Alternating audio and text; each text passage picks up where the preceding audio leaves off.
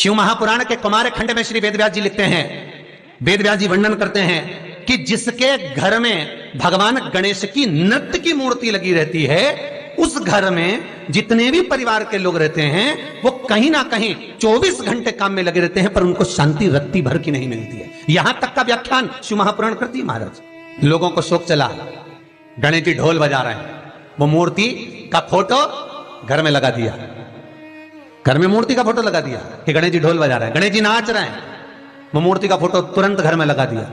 वेदव्यास जी ने कुमार खंड के अंदर वर्णन करा, यदि देवता की अपमानजनक मूर्ति या स्मरण पूजन का भाव अगर कहीं लगाया भी जाता है तो उस घर में शांति रत्ती भर की नहीं रहती है महाराज। यहां तक शिव महापुराण कहती है कि भगवान शंकर का शिवलिंग आप घर के अंदर रख सकते हो, भगवान शंकर का शिवलिंग घर में रखकर पूजन कर सकते हो, भगवान शंकर के शिवलिंग का आप स्मरण कर सकते हो, भगवान शंकर के शिवलिंग की आप पूजन कर सकते हो। पर शंकर, जब शिवपुराण खुद कह रही है कि शंकर का जो भौतिक स्वरूप है, शंकर का जो शारीरिक स्वरूप है, जैसे आप शिव महापुराण के पीछे जो बैनर देख रहे हो, इस बैनर में शंकर जी का जो स्वरूप दिखाया जा रहा है, ऐसी मूर्ति तप करने वाली, ऐसी मूर्ति आशीर्वाद देने वाली, ऐसी मूर्ति जो भगवान शंकर का मूल स्वरूप दर्शाती हो, ऐसी मूर्ति घर के अंदर नहीं रखी जाती। स्वयं शिव महापुराण करे,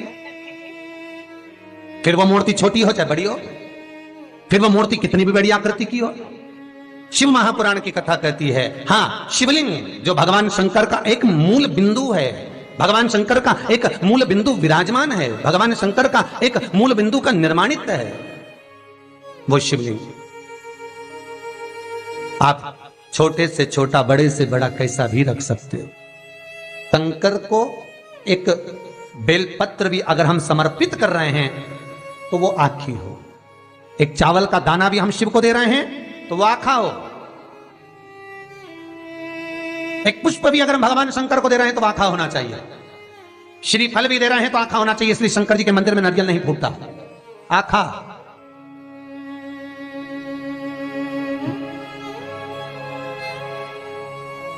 समर्पण भी हो तो पूर्ण हो, आखा, आधा नहीं। कुएं के पास की सफेद दुर्वा, कुएं के पास की सफेद दुर्वा, यदि 41 दुर्वा प्रत्येक बुधवार को गांठ लगाकर गणेश जी को समर्पित कर कर वापिस उठाकर उस दुर्वा को खाली पेट, आपके घर में भी गणेश जी होंगे, उनको समर्पित करो, खाली पेट इस दुर्वा को केवल चबा चबा कर खा लो और आधे घंटे बाद पानी को पी लो।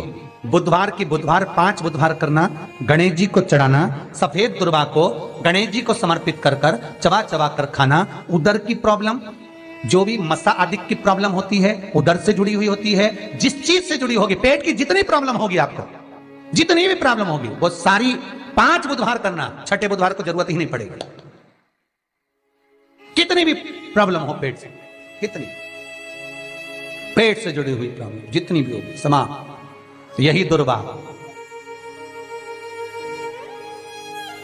शिव महापुराण की कथा कहती है, यदि पंचमी तिथि के दिन, चतुर्थी के दिन 7 गांठ वाली दुर्वा 21 ले लो और चतुर्थी के दिन गणेश जी को समर्पित कर दो। पंचमी तिथि को उस दुर्वा को उठाकर दूध में डाल दो और उस दुर्वा को दूध में डालकर उस दूध में उस दुर्वा को मल लो, और जिसके सफेद चमड़ी पड़ गई हो, चर्म रोग हो गया हो, उस दूध को उस दुर्वा के साथ, दूध नहीं भी हो तो पंचमी के दिन दुर्वा का लेपन शरीर पर कर लें। आधे घंटे तक करने पर पंचमी को प्रदोष काल में स्नान कर लें। महाराज, आपको चर्म रोग में आराम लग जाएगा, सफेद चमड़ी अपने असली रंग में आना प्रारंभ हो जाएगी। गणेश पुराण दुर्वा का मूल बता। महाराज 21 दुर्वा के 108 बंडल बना लो। अगर एग्जाम में बैठ रहे हो, सरकारी परीक्षा में बैठ रहे हो, पास नहीं हो रहे, नौकरी नहीं लग रही, बहुत जगह इंटरव्यू दे दिया, 21 दुर्वा के 108 बंडल बनाओ, उसकी माला बनाओ और देवी के मंदिर में, माता जगदम्बा के मंदिर में, अर्थात जहां शंकर पार्वती पूर्ण परिवार विराजमान हो, ऐसे देवी के मंदिर में गणेश जी के गले में वो माला अर्पण करिए हैं, अपना नाम बोलकर और जिस एग्जाम में बैठ रहे हैं उसका भाव वर्णन कर कर। महाराज और वहीं से एक पुष्प लेकर अपने कमरे में जहां पढ़ते हो कांच की प्लेट में उस फूल को रख दीजिए और दूसरे दिन एग्जाम के लिए चले जाइए, आपको उसका फल अवश्य मिलेगा, अवश्य मिलेगा। आप उसमें उत्तीर्ण होंगे, फल प्राप्त होगा। दुर्वा सुख का अनुभव करा देता, आनंद का अनुभव। महाराज भगवान के मंदिर में पहुंचकर ये 5 दर्शन मनुष्य नित्य करता है। पहला भगवान के चरणों का, दूसरा भगवान के नाभि कोश का, तीसरा भगवान के वक्षस्थल का, चौथा भगवान की शिखा का और 5वां भगवान के नयन का।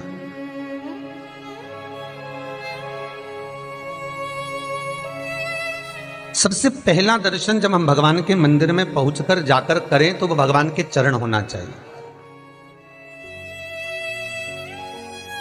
परमात्मा के चरण। भगवान शंकर की जो 5 पुत्रियां हैं, जया, विषहरा, सामरीवारी, दोतली और देव।